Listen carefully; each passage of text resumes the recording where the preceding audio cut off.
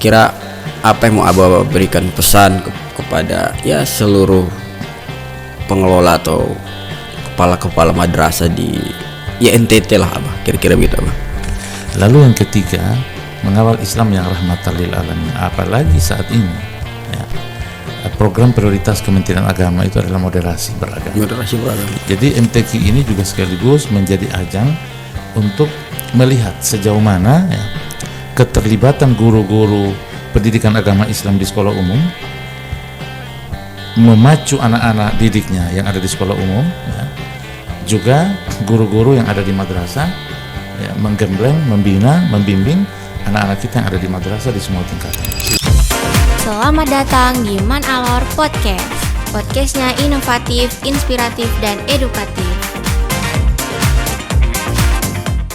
Assalamualaikum warahmatullahi wabarakatuh. Halo Sobat Madrasah, kembali lagi dalam program Man Alor Podcast. Podcastnya inovatif, edukatif, dan inspiratif. Nah Sobat Madrasah sekalian dimanapun kalian berada, dalam sesi podcast Man Alor episode ke-11 kali ini, kita kedatangan tokoh, kalau mau dibilang tokoh agama di Nusa Tenggara Timur. Beliau ini jauh-jauh dari Kupang ke studio Ababil kita yang tercinta dalam rangka kegiatan Musabaqah Tilawatil Quran tingkat Provinsi Nusa Tenggara Timur yang ke-30 yang baru saja tadi dimulai dengan kegiatan Pawai Ta'aruf seperti itu. Langsung saja kita sapa narasumber kita yang sangat-sangat excellent, sangat-sangat luar biasa yang sudah hadir di studio Ababil kita tercinta. Beliau adalah Kiai Haji Puamonto Umbunai. Selamat datang di studio Ababil. Terima kasih Bapak. Ya, jadi beliau ini dalam agenda Ki Alor mewakili PLH Kepala Bimas Kanwil NTT, tapi beliau ini sebenarnya jabatan di kantor wilayah Kementerian Agama Nusa Tenggara Timur itu sebagai Kepala Bidang Pendidikan Islam, seperti itu ya Pak? Ya, benar. Ya, jadi dalam agenda bincang santai kita ini Sobat Madrasah, kita akan sedikit bincang seputar agenda kedatangan beliau. Dan yang menarik adalah kita akan bicara lebih banyak soal ya bagaimana pengembangan madrasah, apalagi beliau ini statusnya adalah sebagai Kepala Bidang Pendidikan Islam seperti itu. Mungkin kita langsung masuk ke agenda bincang santai kita nih Pak. Tapi sebelumnya saya panggil Kiai, Pak, Abah atau apa nih Pak? Bebas saja. Bebas. Bagaimana nyaman yang manggil? Oh siap. Saya panggil Abah saja ya. Boleh. Boleh. Ya jadi begini Abah, maksudnya kedatangan Abah ini kan dalam rangka rapat kerja daerah Lembaga Pengembangan Tilawatil Quran Provinsi NTT ya. Ya, sekaligus Musabaqah Tilawatil Qurannya. Ya, sekaligus MTQ pembukaan MTQ ya. Nah, yang ingin saya tanyakan begini Abah mewakili PLH Bimas tidak salah. Nah, itu kira-kira agenda rakerda ini apa sangkut pautnya dengan pelaksanaan MTQ Provinsi NTT yang ke-30 begitu Abah? Ya, terima kasih.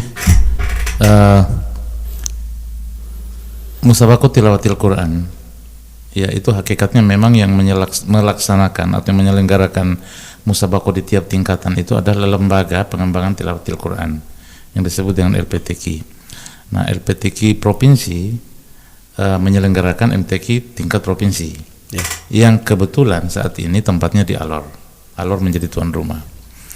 Nah, dalam struktur LPTQ sesuai regulasi yang ada, Ketua Umum itu harus orang aktif, pejabat aktif yang ada di Pemda. Lalu sekumnya itu pejabat aktif yang melekat pada bidang Bimas Islam. Ya, kebetulan nomenklatur kita di Kanwil Kementerian Agama Provinsi Nusa Tenggara Timur, bidang Bimas Islam itu gandeng dengan haji, sehingga namanya menjadi bidang haji dan Bimas Islam. Yang kepala bidangnya saat ini sedang bertugas di Arab Saudi sebagai petugas haji. Kebetulan beliau sebagai kepala sektor 4 di Madinah, dan itu waktunya lama sekali. Sehingga momen MTQ ini dan ada beberapa kegiatan yang terkait dengan haji dan Bimas Islam dilimpahkan ke saya sebagai kepala bidang pendidikan Islam, juga ditambahkan dengan tugas sebagai PLH, ya, amanah sebagai PLH pada bidang haji dan bimas Islam. Nah, karena tanggung jawab inilah kemudian yang melekat pada diri kepala bidang bimas Islam yang juga ex officio sebagai sekum LPTQ sesuai regulasi yang ada, maka penyelenggaraan musabaqah tilawatil Quran di semua tingkatan, ya, untuk tingkat provinsi ini tentu melekat dengan tusi dari bidang bimas Islam, bimas haji dan Islam. ya, seperti itu.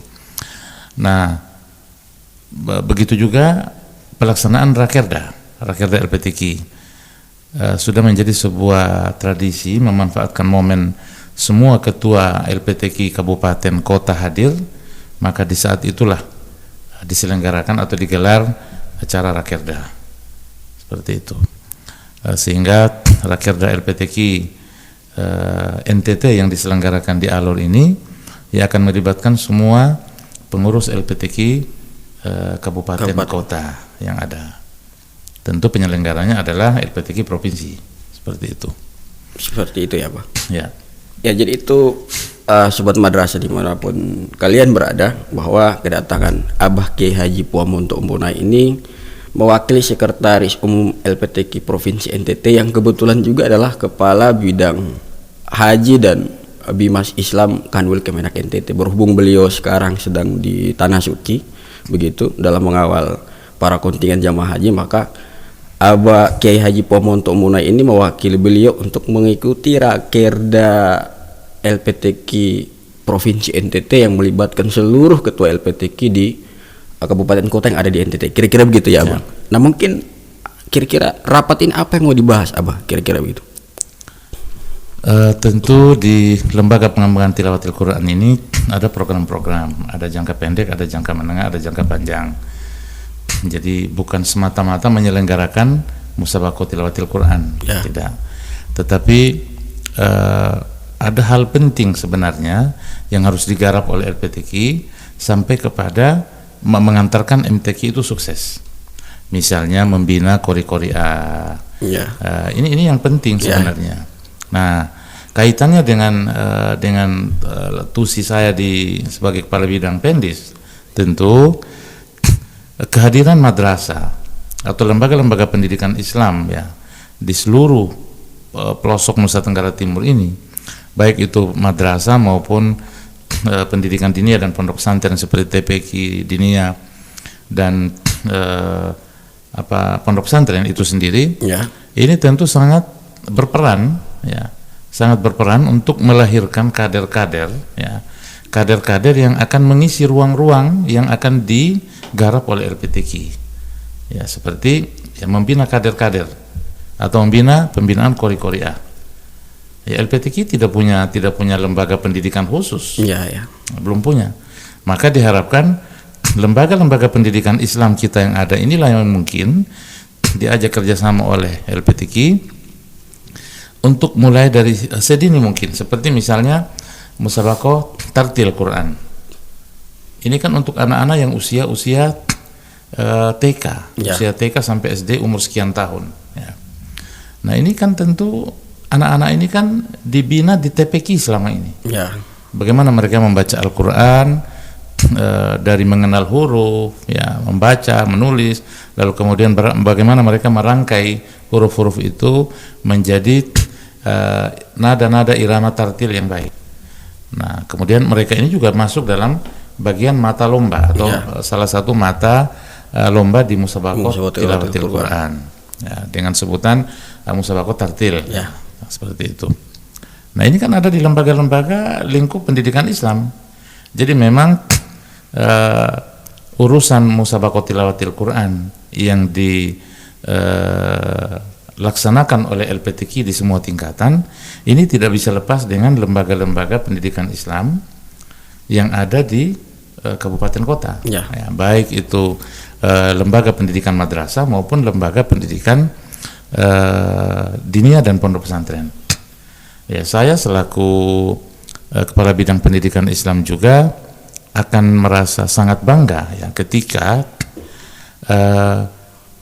yang mengisi musabaqah di semua cabang, ya, di semua cabang itu adalah anak-anak madrasah anak-anak sekolah umum, karena di sana ada pendidikan agama Islam, ya, baik itu di TK, SD, SMP, SMA, SMK, bukan hanya madrasah.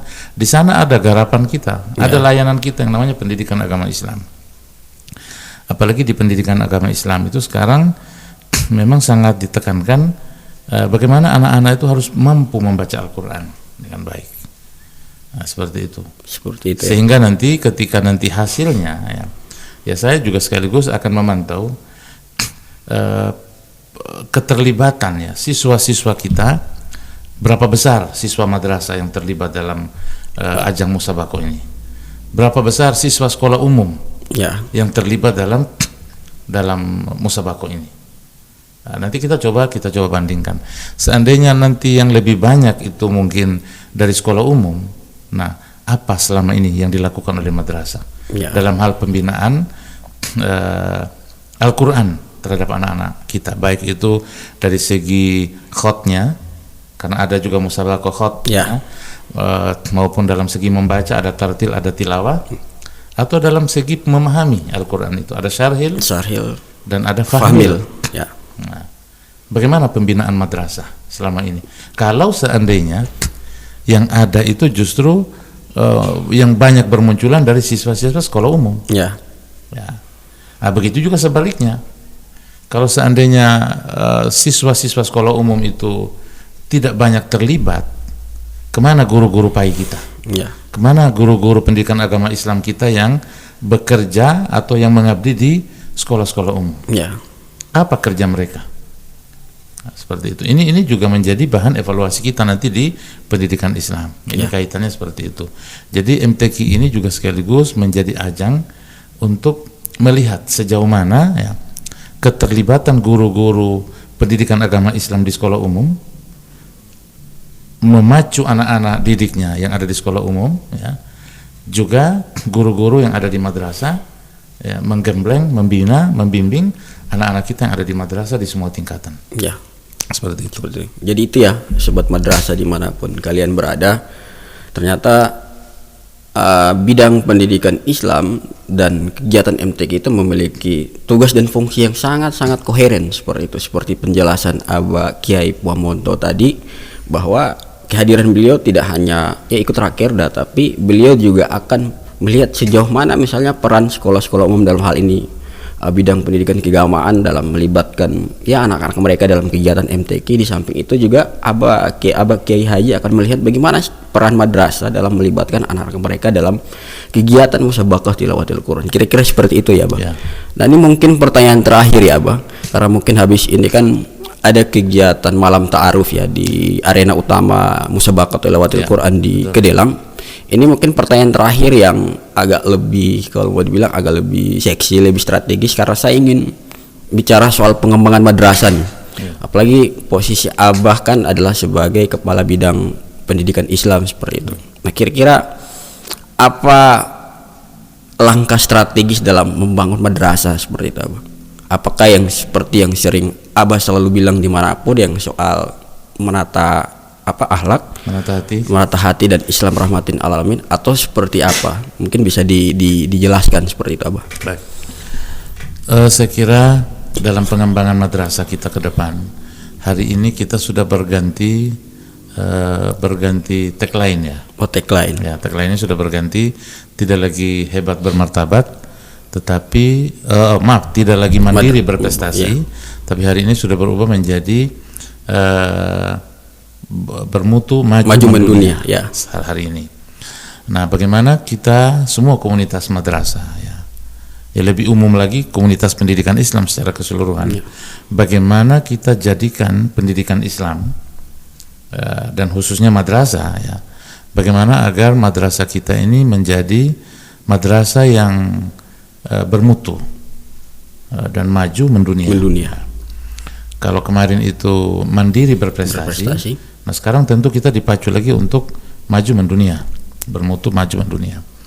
Nah, saya tetap mengawal langkah-langkah ini untuk bagaimana supaya kita bisa maju, kita bermutu dan bisa lebih mendunia. Tetap harus berada dalam koridor, kita tetap menata hati. Kenapa? Supaya ketika kita sudah maju, bermutu, mendunia, dan kita mencapai prestasi-prestasi yang membuat kita mendunia, Ya. kita tetap menjadi orang-orang yang tawadu, orang-orang yang tetap rendah hati, ya. Karena kita harus mengingat bahwa dunia ini terus berkembang. Ya. Di atas langit ada langit. Nah, tanpa kita menata hati, maka sia-sialah semua. Misalnya, kita sombong aja sedikit dengan prestasi yang kita capai, maka dengan kesombongan itu akan menghapus semua amal-amal kita. Ya. Sombong itu akan menghapus, akan menghancurkan semua prestasi amal-amal yang pernah kita raih. Jadi menata hati itu menjadi sesuatu yang tidak pernah berakhir. Menata hati itu harus seterusnya. Dan ini terus harus saya suarakan. Ya. Kenapa? Supaya amal-amal kita tidak sia-sia. Lalu yang kedua, menjunjung tinggi akhlakul karimah. Ini memang menjadi bagian yang tidak terpisahkan dengan yang namanya prestasi. Ya. Karena orang ingin mencapai sebuah prestasi, maju, bermutu, mendunia, itu hanya bisa ditopang oleh akhlak. Apalah gunanya kita hebat, kita pintar, ya, kita punya prestasi segudang, tapi akhlaknya nonsen, ya. Ini sama saja dengan tidak ada apa-apanya. Maka kemudian akhlak ini tetap menjadi sesuatu yang penting, yang harus kita jaga bersama untuk mengawal semua prestasi kita. Ya, saya pernah membaca sebuah tulisan bagaimana seorang Thomas J. Stanley melakukan penelitian di Amerika terhadap 733 konglomerat. Ada sekian banyak faktor yang berpengaruh terhadap keberhasilan mereka menjadi seorang miliuner. Nah, ternyata nomor 1 sampai nomor 10, kalau udah diurut itu, nomor 1 sampai nomor 10 itu semua berkaitan dengan akhlak. Yang nomor 1 itu hebatnya apa? Kejujuran. Orang di Amerika pun justru mereka berhasil itu karena jujur. Jujur faktor utama. Berbicara tentang jujur itu artinya kita berbicara tentang akhlak. Rasulullah sudah jauh hari menyampaikan pada kita, alaikum bisidqi fa inna sidqa yahdi ilal birri wa innal birra yahdi ilal jannah.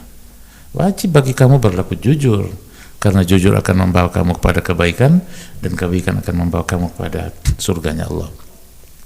Lalu yang ketiga, mengawal Islam yang rahmatan lil alamin. Apalagi saat ini, program prioritas Kementerian Agama itu adalah moderasi beragama. Ini sangat sejalan dengan langkah ketiga, langkah strategis kita yang ketiga, Pendis Nusa Tenggara Timur, yakni mengawal Islam yang rahmatan lil alamin. Itulah yang dimaksud oleh para pakar, yang diinginkan di negara kita ini, Islam yang moderat, bermoderasi dalam beragama, moderasi dalam beragama. Jadi kalau kita sudah bisa mengawal Islam yang rahmatan lil alamin di semua lembaga pendidikan kita, maka berbicara tentang moderasi beragama itu clear untuk kita di lingkup pendidikan Islam. Clear. Kalau kita semua kompak bahwa langkah strategis kita yang ketiga, yuk kita bareng-bareng di semua lembaga pendidikan kita harus kita kawal Islam yang sedang kita kawal di dalam pendidikan kita. Ini kan kita pendidikan Islam, bukan pendidikan umum. Islam yang seperti apa? Ya Islam yang rahmatan lil alamin, Islam yang tawassut, Islam yang tengah-tengah, Islam yang tidak ekstrim ke kiri dan ekstrim ke kanan. Tawassut, berada di tengah-tengah. Harus seimbang antara kita beribadah kepada Allah secara vertikal maupun kita beribadah secara horizontal dengan sesama. Ini harus seimbang. Jika salah satunya terganggu, kita hanya pentingkan vertikal, lalu kemudian tetangga kita merasa disakiti, maka percumalah ibadah vertikal kita. Nah, saya kira ini harus kita kompak di lembaga-lembaga pendidikan Islam. Kita kawal anak-anak generasi yang kita bina hari ini agar Islamnya mereka itu menjadi Islam yang rahmatan lil alamin. Kalau ini semua kita bisa lakukan, maka clear. Berbicara tentang moderasi beragama untuk kita di pendidikan Islam clear. Seperti itu.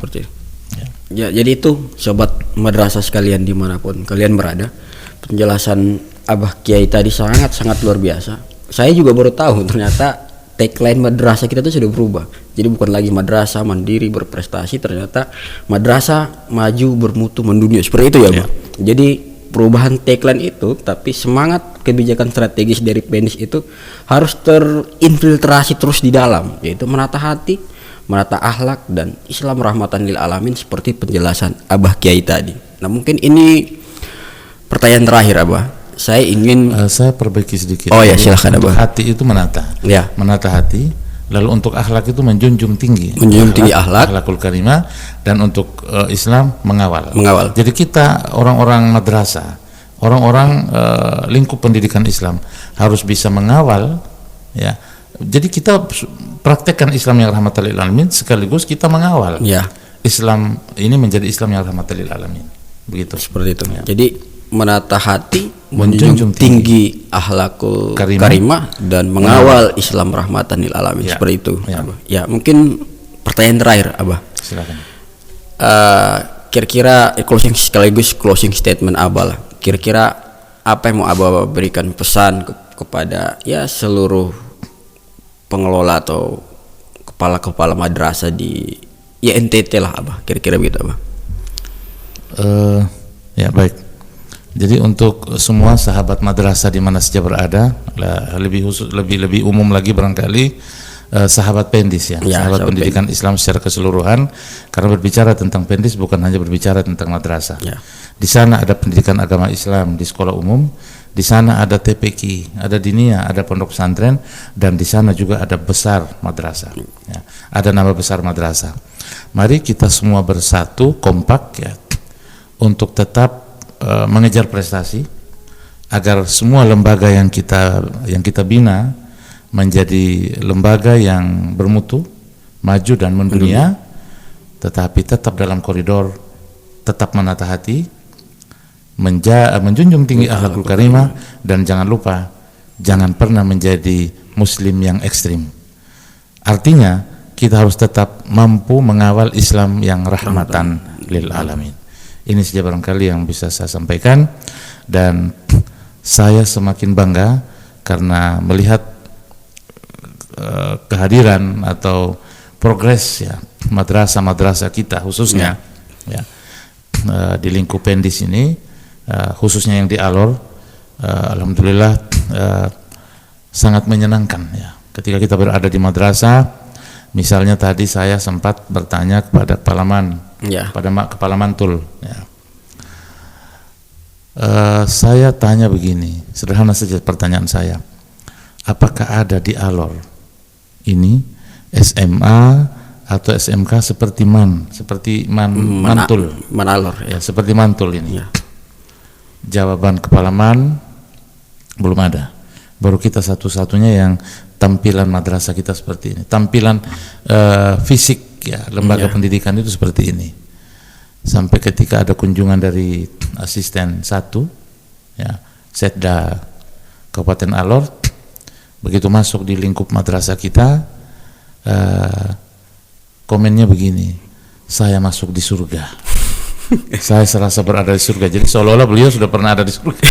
Jadi ya sampai seperti itu. Itu artinya sebuah informasi atau sebuah berita yang membuat saya senang, saya bangga. Oh, ternyata madrasah-madrasah kita sudah lompat jauh ya, melampaui lembaga-lembaga pendidikan yang lain. Ini saya kira ini juga menjadi motivasi untuk madrasah-madrasah yang lain di kabupaten-kabupaten lain. Mari terus kita berpacu, berbenah diri untuk menjadikan madrasah kita menjadi madrasah yang terus maju, bermutu dan mendunia.